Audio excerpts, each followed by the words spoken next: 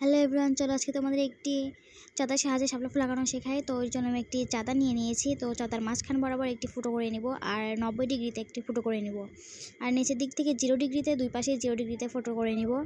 তো পরে 30 ডিগ্রিতে একটি ফুটো করে নেব।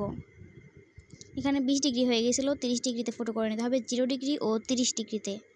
আর উপরে 60 ডিগ্রিতে ফুটো করে নিতে হবে। দুই পাশে সেমভাবে 0 ডিগ্রি, 30 ডিগ্রি ও 60 ডিগ্রিতে ফুটো করে নিতে হবে।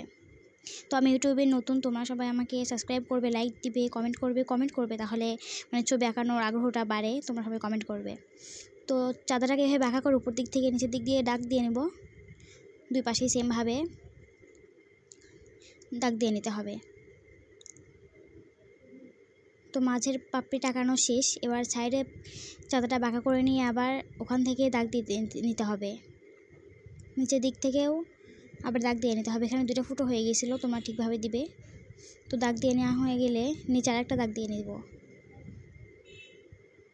দুই পাশে সেমভাবে দাগ দিয়ে নেবে। এটার পাপড়ি হবে 4টা, মানে তো মোট মিলে পাপড়ি হবে এখানে 7টা হবে পাপড়ি। তো দুই পাশে সেমভাবে দাগ দিয়ে নেব। তো আমি আবারও বলছি, আমি ইউটিউবে নতুন, তোমরা সবাই আমাকে প্লিজ সাবস্ক্রাইব করবে, লাইক দিবে, আর কমেন্ট করলে ইউটিউবে মানে ভিডিও বানানোর আগ্রহটা বাড়ে। তো চাঁদাটাকে আবার এভাবে বাঁকা করে নিয়ে দুই পাশেই এভাবে পাপড়িগুলো আট করে নেব সুন্দরভাবে। আট করা হয়ে গেলে দুই পাশে আট করে নিব। একটা একটা করে আস্তে আস্তে করবে, তাহলে দেখতে সুন্দর লাগবে। এ পাশেও সেমভাবেই আট করে নিব। তো এখানে পাপড়ি আঁকা শেষ। এবার নিচে যে অংশটুকু, গাছটুকু, এটুকু আট করে নেব সুন্দরভাবে। একটু বাঁকা হয়ে গেল, তোমরা সুন্দরভাবে আট করে নিবে এইভাবে। তো আজকে ছিল আমার ভিডিও।